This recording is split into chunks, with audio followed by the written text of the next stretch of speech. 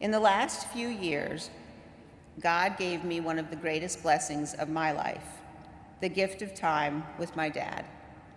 We spent hours sitting by the fire at his house or mine, watching football and old movies.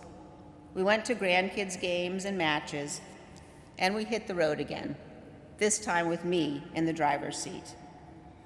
Now, let me be clear, he did not like my driving.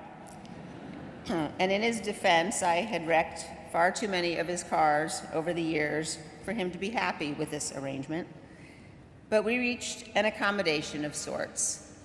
My dad agreed to let me drive if I agreed to let him choose the music. Johnny Cash, John Denver, and yes, even the Carpenters were the soundtrack of our road trips. We went to places he'd taken us 50 years ago, to Manassas and Antietam and Mount Vernon. My dad in his Stetson, the latest copy of The Economist, that day's newspapers, and a book always tucked into the door pocket. We drove for hours. We talked about life and family, history, and America. Sometimes my dad's yellow lab, Max, would jump in the back seat and come with us. Max, like every dog we ever had, loved my dad the best. To be in my dad's company was to know safety and love and laughter and kindness.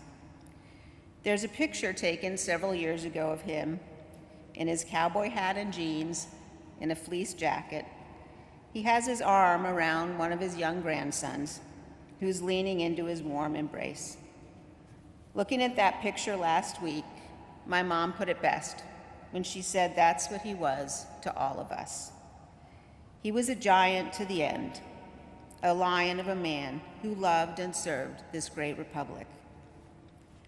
The night before my dad died, the sky above my parents' house filled with clouds in the shape of winged angels. I had never seen anything like it. It seemed indeed that angels and archangels and all the company of heaven had come to watch over him.